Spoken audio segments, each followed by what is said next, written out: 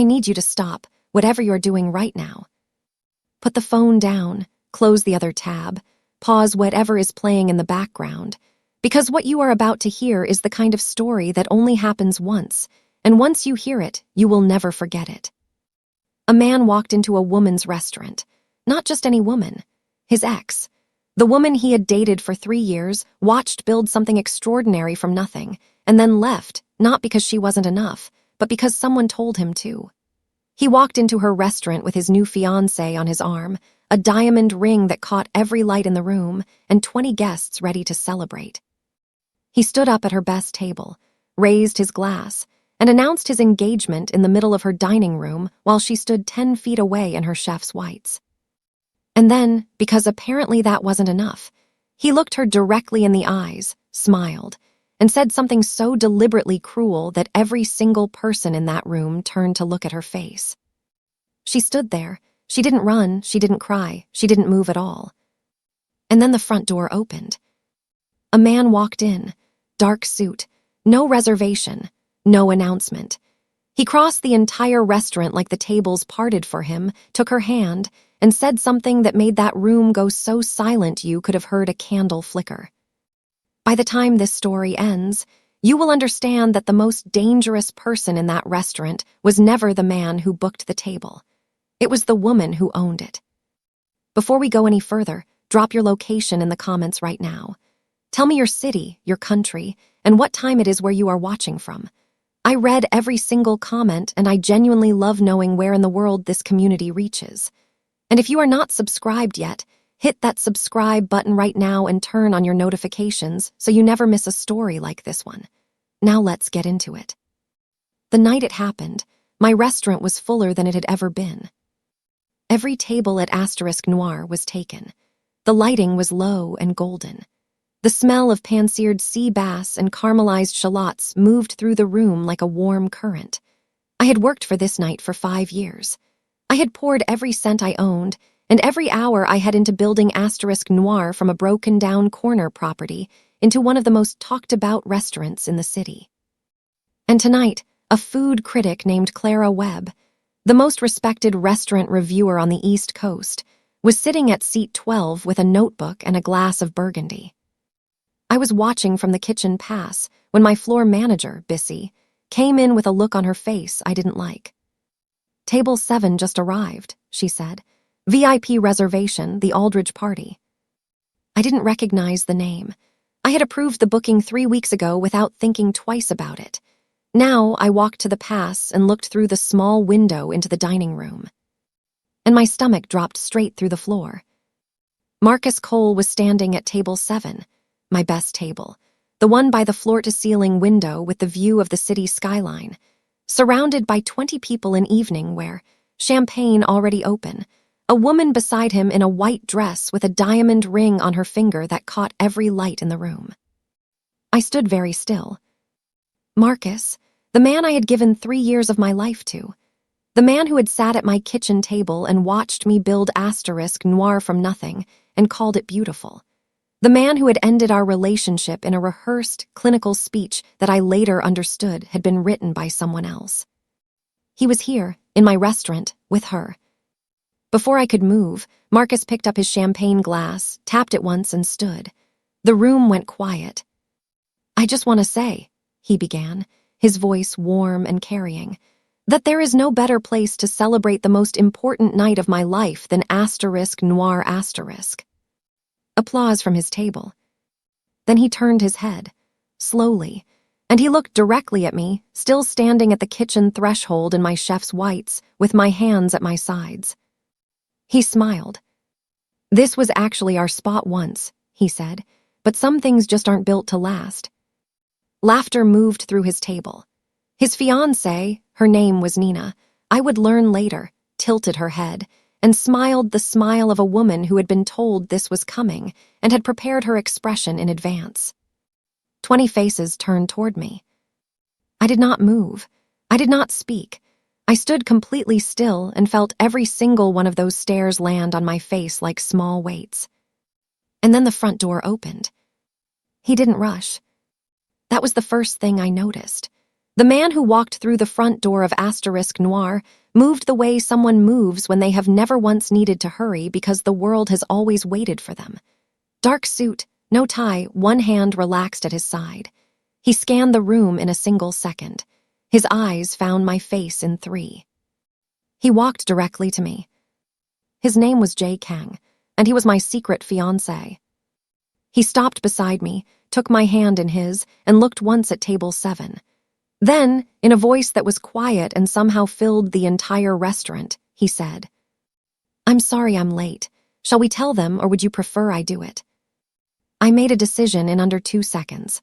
One of the most important decisions of my life, made while 20 people stared at me and a food critic watched from seat 12. I looked at Marcus. I squeezed Jay's hand once. "He's my fiancé," I said. The room went completely silent. Then Marcus laughed. It was the kind of laugh that tries to sound casual and fails badly. He made a comment about me always making things about myself. His voice was light and dismissive, but his eyes were doing something else entirely. They were moving over Jay, reading the suit, the stillness, the way the entire Noir staff had straightened almost imperceptibly the moment Jay walked in.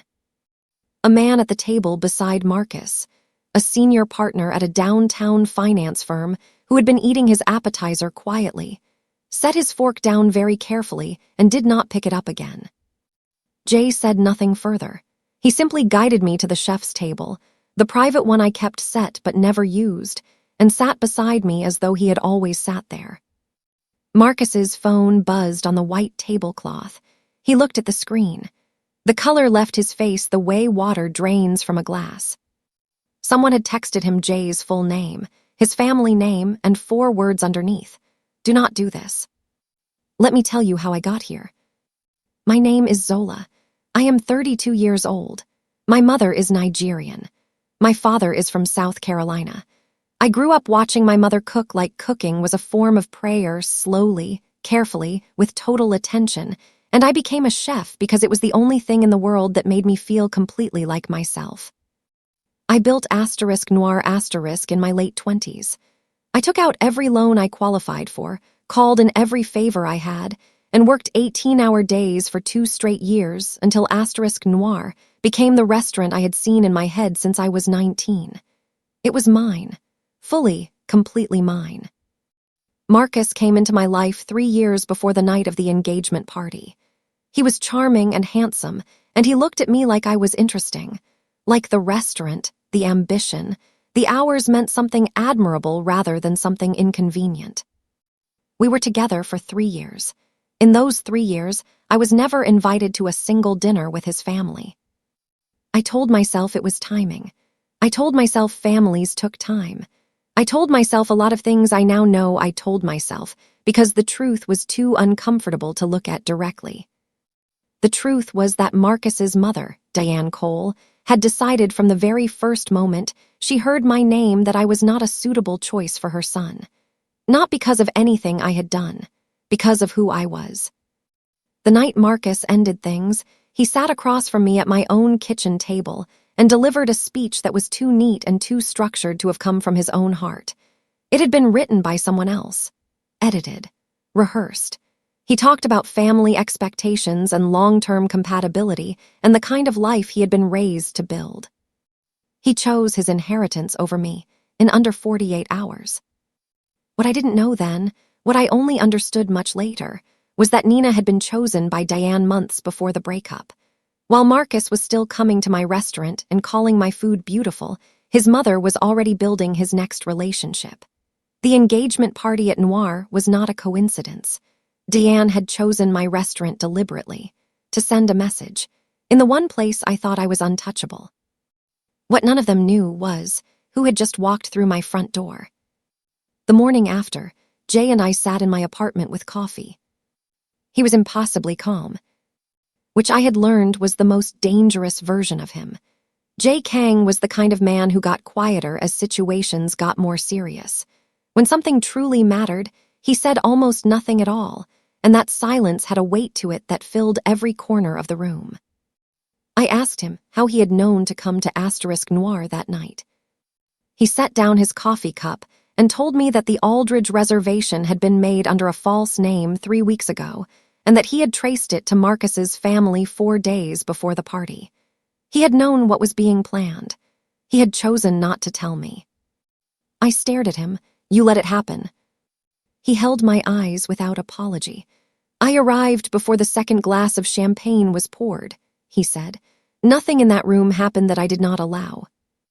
I felt 2 things at once: fury at being quietly managed, and something warmer and more complicated that I decided not to examine right then. Then Jay slid a folder across the kitchen table. Inside was a detailed financial profile: Marcus, Diane, and Nina's family. Organized, sourced, thorough in the way that only a person with serious resources could manage. Beneath that was a property deed. The building that Noir sat in, the one I had been trying to buy for 2 years from a holding company that kept declining my offers without explanation, had just changed ownership. I looked at the new owner's name, a shell company I had never seen before. I looked up at Jay. He picked up his coffee cup. "Did you buy my building?" I asked. He looked at me calmly. "Not yet," he said. 4 days after the engagement party, Nina walked into Noir alone. It was the quiet afternoon hour, between the lunch rush and evening prep. She sat at the bar and ordered sparkling water with the ease of a woman who had been trained since childhood to be comfortable in any room. She told me she wanted to apologize for Marcus's behavior. She called it embarrassing. She said she had not known he was planning that moment. She was gracious, articulate, and entirely convincing. The kind of woman who had been taught to weaponize warmth so naturally that she probably didn't know she was doing it. I listened. I nodded. I am a chef. I have spent 15 years learning to taste what is underneath a surface. I know when something has been seasoned to hide a flaw. When Nina finished, I said, "The reservation was made in your maiden name." Her water glass stopped halfway to her lips. "You chose this restaurant," I said. "Not Marcus, not his mother, you." The warmth left her face completely. What replaced it was something stripped clean and honest, something that looked, underneath all the polish, a little like exhaustion. She set her glass down slowly. "We should have been on the same side," she said. Nina didn't leave. She ordered tea, leaned forward, and dropped every layer of performance. What came out underneath was not what I had prepared myself for.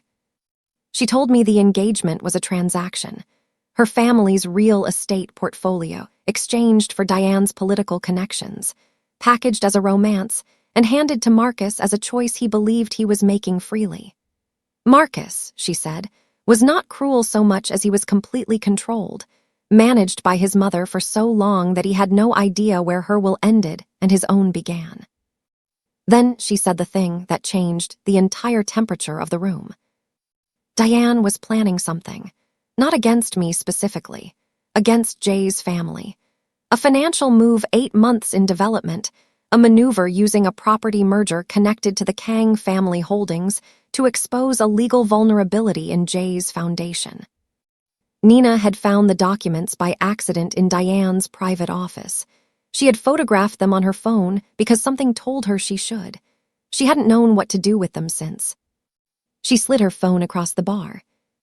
I looked at the photographs, 3 pages of legal and financial documentation. My face didn't change, but my mind was already moving the way it moves when something goes wrong mid-service, fast, clear, no wasted motion. I forwarded the photos to Jay without a single word. His reply came in 8 seconds. Not a text, a call. He didn't say hello. "Where is she right now?" he said. Jay arrived at Noir within the hour. He met with Nina in the private dining room. I was present because I said I would be, and he didn't argue, which meant he had already decided the same thing. Jay examined the photographed documents. He asked Nina 3 precise questions, each without surrounding conversation. Her answers confirmed something he said he had suspected but could not prove until now.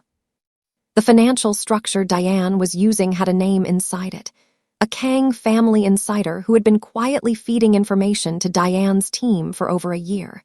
Someone with internal access, someone trusted. Jay stood, thanked Nina in a tone that was polite and completely final, and walked to the kitchen pass where I was standing. He told me in plain language what the documents meant. If Diane's move succeeded, it wouldn't just damage Jay's family name. It would trigger a legal dispute that could freeze the foundation Jay had spent 4 years building. A foundation that provided legal aid and land protection to communities facing unlawful displacement. The one thing he had built purely for other people and nothing else. I looked at him. Who is the insider? He was quiet for 4 full seconds. Then he said a name I knew immediately. Not because I had suspected it, because I had met him, because he had sat at my bar and eaten my food and smiled at me across the counter, because he was the person who had introduced me to Jay 18 months ago. His name was David, Jay's cousin. 34 years old.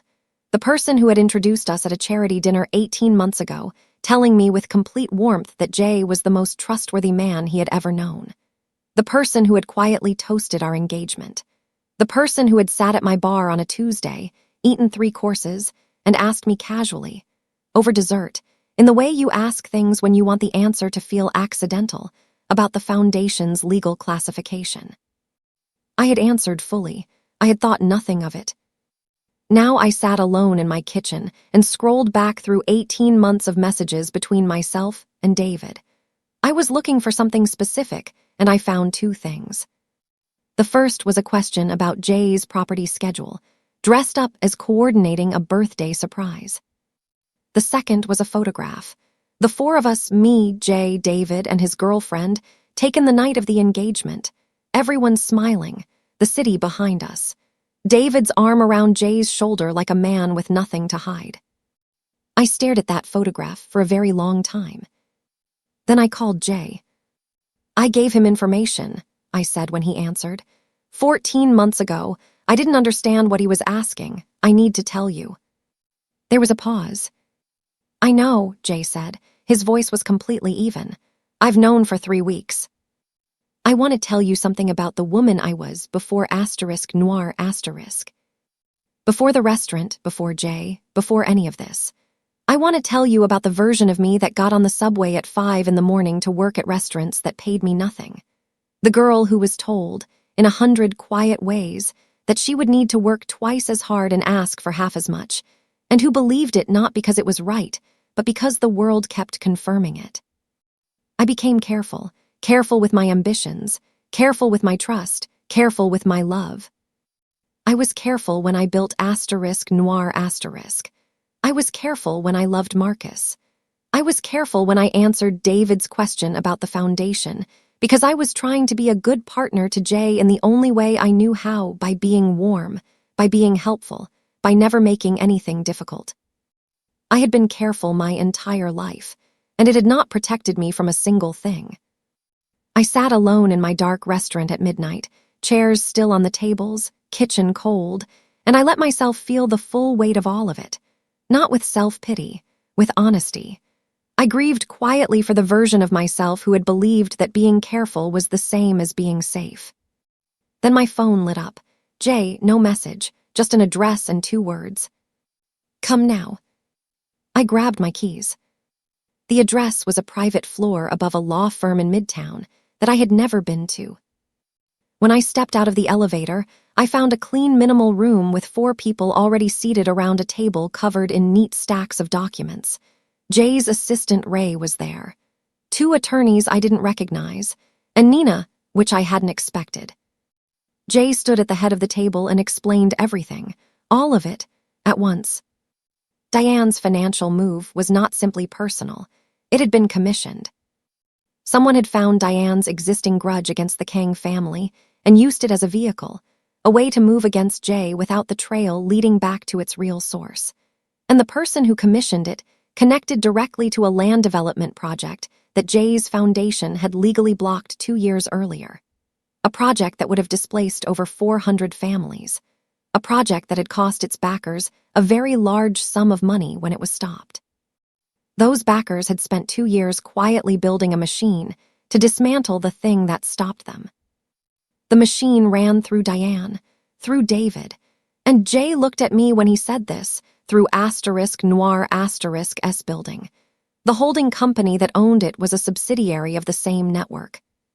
I looked at the organizational chart on the table. I traced one line with my finger and stopped at a name I recognized. A reservation. Table 7, the night of the engagement party. One of the guests had not been a guest at all. I did something in that room that surprised everyone, including Jay. I defended Marcus. Not emotionally, clinically. I laid out from 3 years of close observation exactly what Marcus Cole was and was not capable of.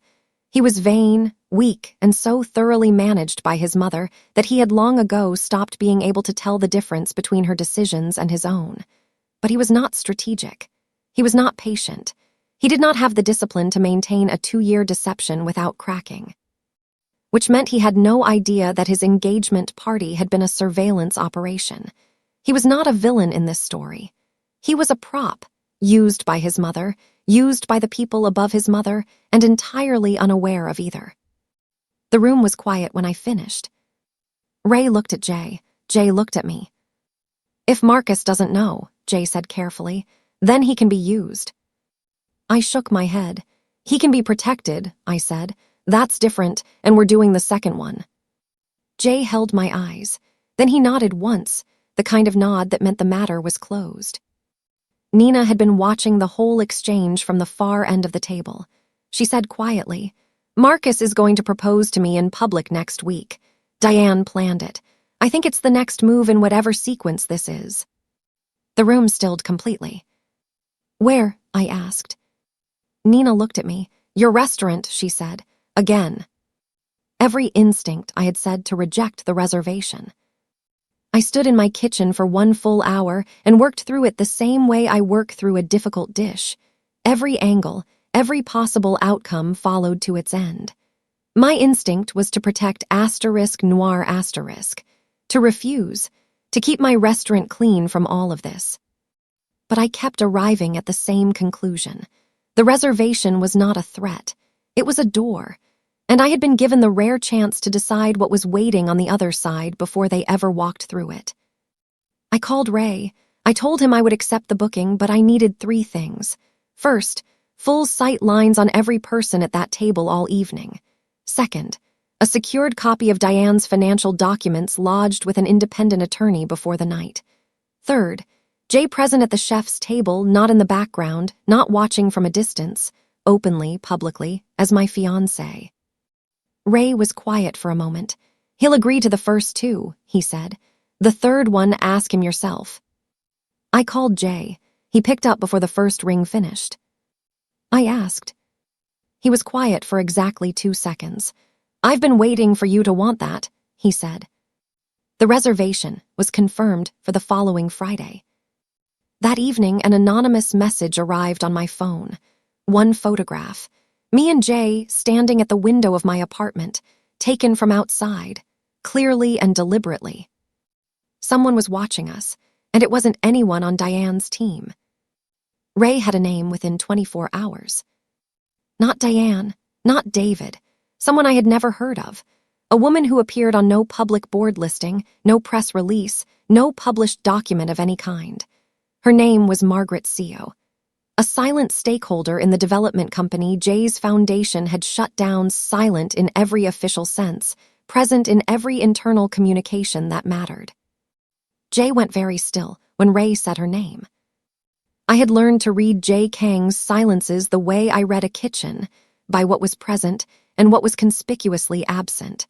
What I saw now was not surprise. It was something older, something he had been carrying for a long time without showing anyone. He told me eventually, 1 piece at a time, because he trusted me to hold it without flinching. Margaret Seo had approached Jay's father 11 years ago, when Jay was 23. She had threatened the Kang family with a legal and financial assault that would destroy them. Unless Jay's father withdrew from a land protection case, he had been fighting on behalf of 40 displaced families. His father withdrew. Seo took the land. 40 families lost everything. Jay had been 23 years old when he watched that happen and could do nothing. He built the foundation 5 years later because of it. Every case, every legal intervention, every community the foundation had ever protected. All of it had been moving quietly and steadily toward one purpose. He looked at me after he finished telling me. I held his eyes. "She didn't find you through Diane," I said. "She's been watching you for years." "Yes," he said quietly, "and now she knows about you. That is the part I am going to fix." Nina came back 2 days before the reservation. She brought a recording, a phone call between Diane and a woman she addressed only as the contact, a go-between for Margaret Seo. The call had been recorded 2 months earlier on Nina's phone, when she had first begun to suspect that Diane's plan was larger and darker than she had been told. In the recording, Diane was promised 2 things in exchange for her cooperation. The first was a political appointment for her brother, something Diane had been trying to secure for years through legitimate channels without success. The second was the permanent destruction of *Noir*'s operating license. Documentation fabricated. Inspectors directed. Legal challenges filed in sequence until my restaurant was shut down and my name was attached to violations that would follow me for the rest of my career. Seo was going to give Diane what she had always wanted, me completely and permanently erased, as payment for the financial attack on Jay's foundation. I sat and listened to the recording all the way through in complete silence. Then I asked Nina to play the section about *Noir again. I listened a second time. My face did not change. I had been trained in professional kitchens where your expression belongs to the service and never to yourself. When it ended, I stood and smoothed my jacket. "She went after my restaurant," I said. Nobody in the room spoke. "That," I said, "is the part she should not have done." That night I sat at my kitchen table until 4 in the morning, not reviewing documents, building a 17-course menu for Friday's service. I named every single dish after a moment in this story. I worked until the city outside went quiet. I did not explain it to anyone. David called me the morning before the reservation. His voice was warm and concerned in the way I now understood was a costume he wore like a well-fitted jacket. He told me he had heard rumors, from sources he didn't name, that Jay was under a financial investigation. He said he was worried about me. He suggested I create some distance from the engagement until things became clearer. Then he told me he had a contact at a media outlet. A story was being prepared.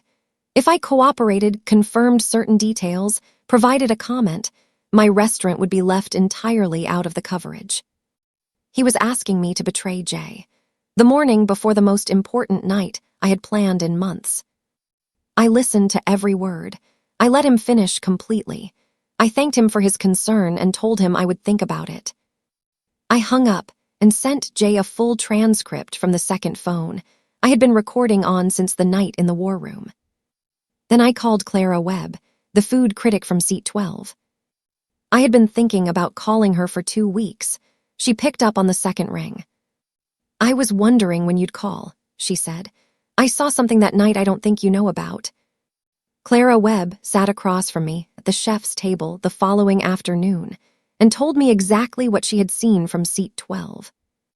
She had received a detailed press package about *Noir* 3 weeks before the dinner, sent from Diane Cole's assistant's email address. Clara had found that deeply strange. A chef's ex-boyfriend's family promoting her restaurant felt like a wrong note in an otherwise clean composition. She came anyway.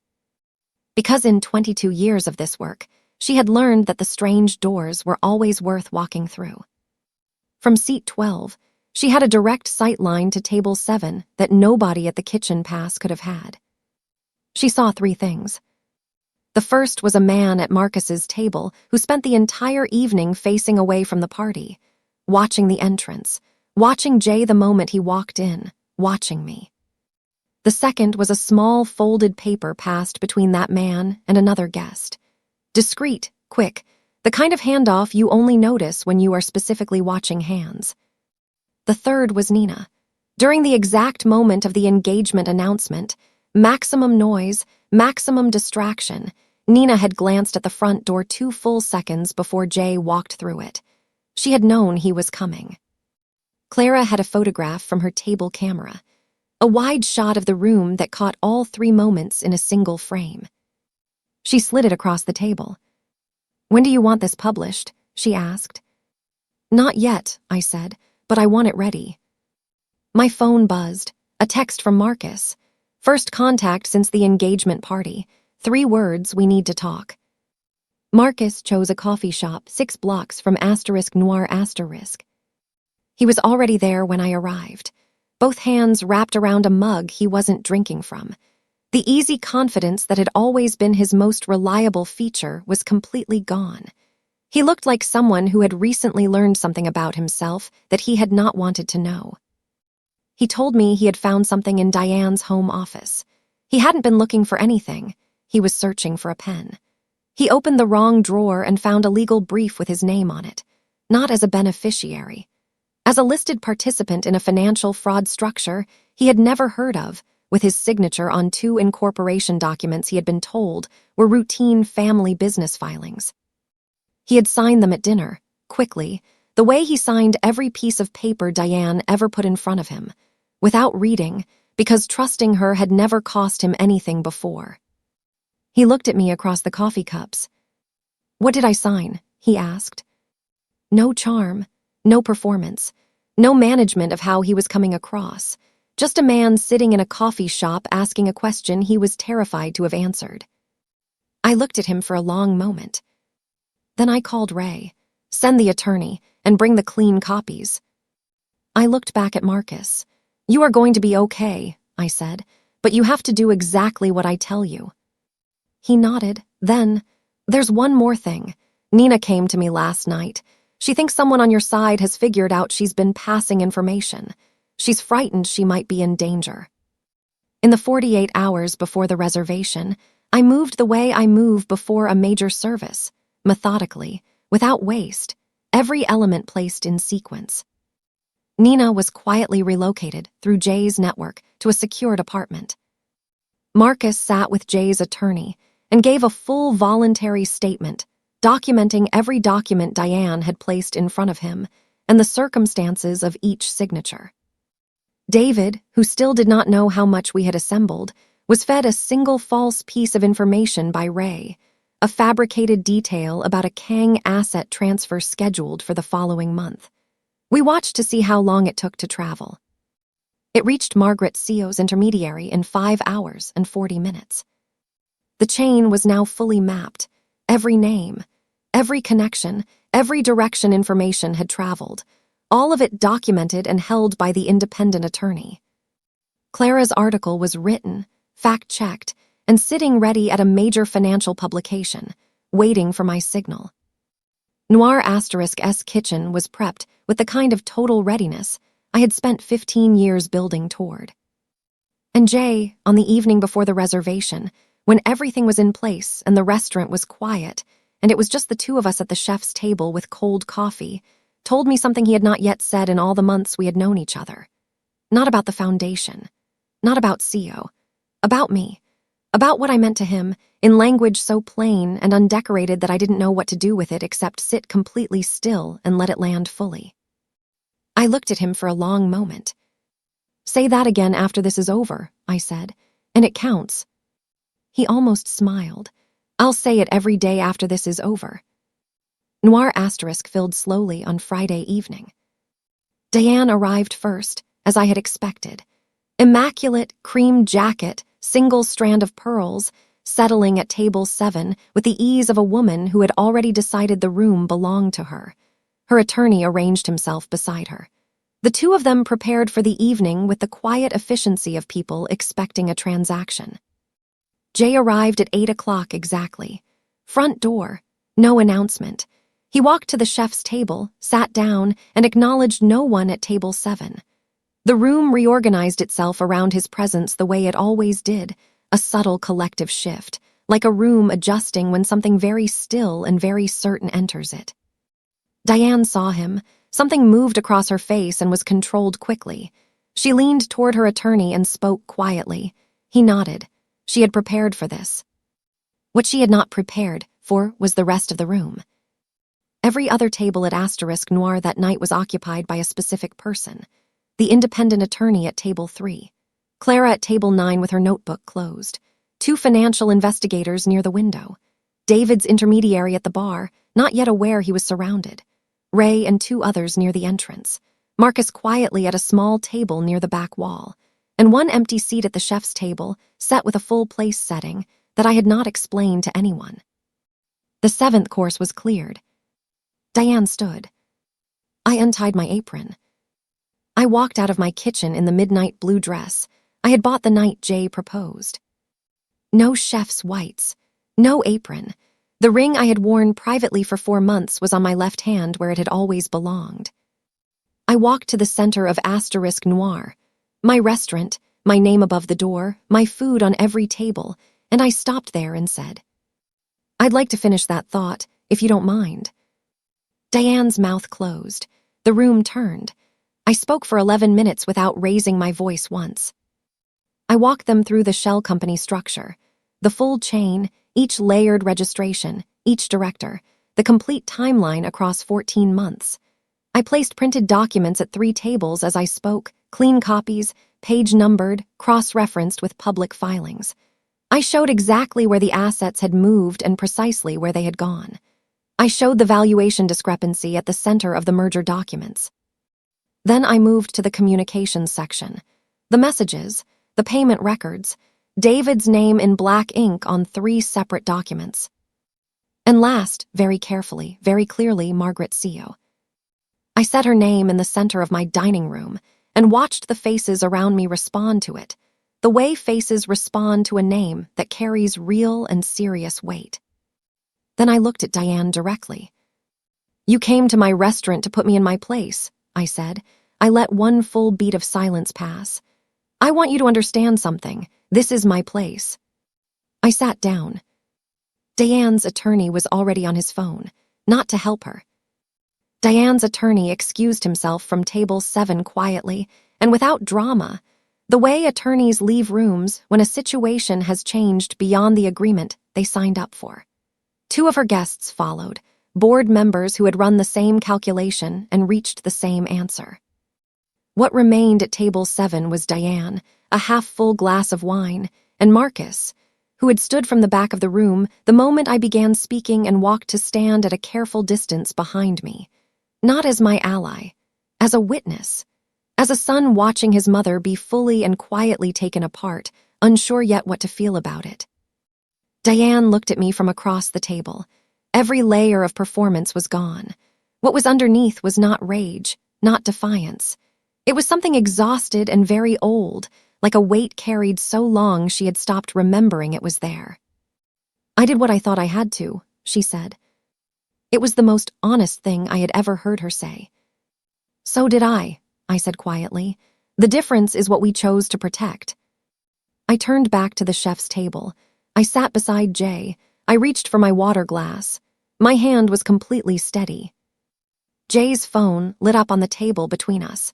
He read the message and turned the screen toward me. Margaret Seo had left the country, but she had left a message addressed to Jay by name.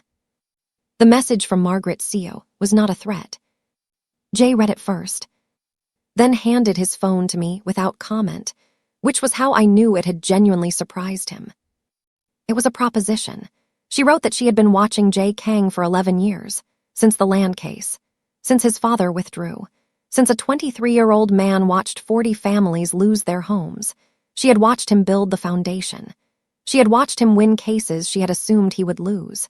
She wrote that she had commissioned the attack not because she was certain it would succeed, but because she needed to understand what he would do when it didn't. She called it an interview. She acknowledged it had been expensive. She proposed a meeting.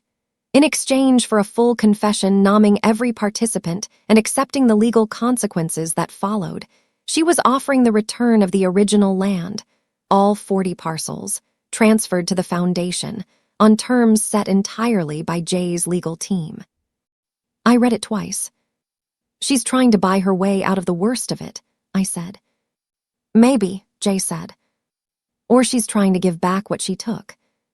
He was quiet. "Can it be both?"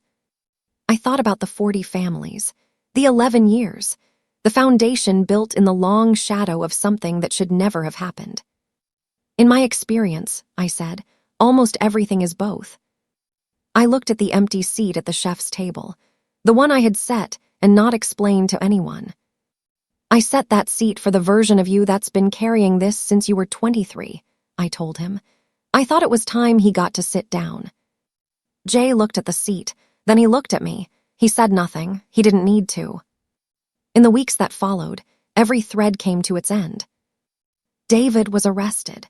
The false information Ray had fed him, and the 5-hour trail it left straight to CO's intermediary, gave investigators everything they needed. The complete communication chain was handed to the authorities with documentation that left nothing open to argument. Diane was not charged. The evidence showed she had been directed rather than designing, a participant who had been managed almost as thoroughly as Marcus, given just enough information to feel in control while the real decisions were made entirely around her. But she was removed from every board she sat on, every political ambition permanently closed, her name quietly withdrawn from the world she had spent decades building. Marcus cooperated fully and was cleared of all wrongdoing. He called me once about a month later. He said thank you. I accepted it simply, not with warmth, not with coldness, the way you receive something that has been owed for a long time. Nina and Marcus ended the engagement quietly, by mutual agreement with no press and no announcement. 3 months later, Nina sent a reservation request to Noir *, one person, a Tuesday evening. I seated her at the bar. I sent out 4 courses she hadn't ordered and did not come out of the kitchen, but I asked Bissy to tell her that the last dish was called * the same side. Nina left a note on the bar before she left. It said, "Thank you for seeing it before I did."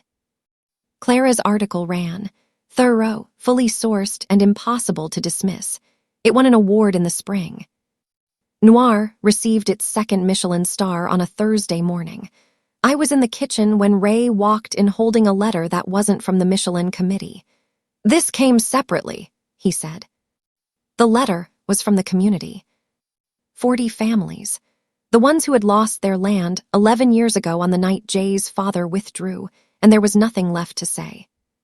They had heard, through channels I didn't fully understand, that the negotiation with Margaret CO had produced a signed agreement. The 40 parcels were being returned. Jay's foundation would oversee the full resettlement process. It would take 2 years, but it would happen. The letter was not addressed to Jay. It was addressed to *Noir*, specifically to the chef who fed our children at the foundation dinner 3 years ago and did not charge anything for it. I had to read that twice before I remembered. An early foundation event, small and quiet, before Jay and I were anything more than 2 people working across the same table late into the night. He had asked, without explaining much, if I would cater a community meal. I had said yes without asking who it was for. I had shown up with my team, cooked for 3 hours, and gone home. I had genuinely not thought about it since. I stood at the kitchen pass and read the letter twice. Then I stood there longer, looking at the room I had built from nothing, in a building that was now mine, in a city that had told me in 100 quiet ways that women like me should ask for half as much and be grateful for that. I thought about my mother, who told me once, "Build it so well that taking it apart costs more than leaving it standing." I pressed my eyes once, quickly, the way you do when you are in a kitchen and you don't have time for anything that isn't the service. Then I started evening prep. The kitchen door opened. Jay stood in the doorway. He had read the letter, too. "I have something to ask you," he said. I looked at him. "You already asked me." He shook his head slowly. "That was a proposal," he said. "This is different." Jay asked me if I was ready. Not for the wedding. We had dates, we had plans, we had a small registry office in mind, and 3 people we trusted to be there. Not for the public announcement. Clara had offered the exclusive, and I had already said yes. He asked me if I was ready to stop being careful, in the way I had been careful my whole life. To stop making myself smaller in rooms that hadn't been built for me. To stop building things with one eye always on the people who might want to take them. To stop loving with a part of myself held back like a private reserve, kept separate just in case everything fell apart and I needed something left to rebuild with. I stood at the pass in my kitchen. Noir was full around me. My team moved through evening prep with the focused, synchronized energy of people who belonged exactly where they were. The smell of the first course moved through the room. The golden light sat over everything the way it always did, making the whole place feel like something worth fighting for. I thought about the woman who had stood frozen at the kitchen threshold while Marcus said her name like the punchline of a joke he had been saving. She had been so careful, so contained, so determined never to take up more space than she was given. She had been in this building. She was not in it anymore. I walked around the pass. I took Jay's hand in the middle of my kitchen, in front of my whole team, who were professional enough to keep working and human enough to be smiling. "I've been ready," I said. "I was just waiting for the right service." Outside, the city was settling into evening. Inside Noir asterisk, something very quiet and very permanent finished settling into its final place. The first table of the night filled. The kitchen began to move. I did not need saving. I never had. I had needed a kitchen, a ring I chose myself, and one person who knew the difference between protecting someone and trusting them. I had all three now. I went to cook. If this story held you from the very first word all the way to the very last line, then you already know what this channel is built for. Stories like this one. Stories about people who stood their ground in rooms that were not ready for them. People who built something real and protected it with everything they had. People who were underestimated in exactly the right moment. Before you go, I want to know where in the world you are watching from right now. Drop your city, your country, and the time where you are in the comments below. I read every single one, and I genuinely love seeing how far this community reaches. And if you are not subscribed yet, what are you waiting for? Hit that subscribe button right now and turn on your notifications, because there is a brand new story waiting for you every single week. Stories that grip you, move you, and remind you that the most powerful person in any room is not always the loudest one. You do not want to miss a single one. I will see you in the next story.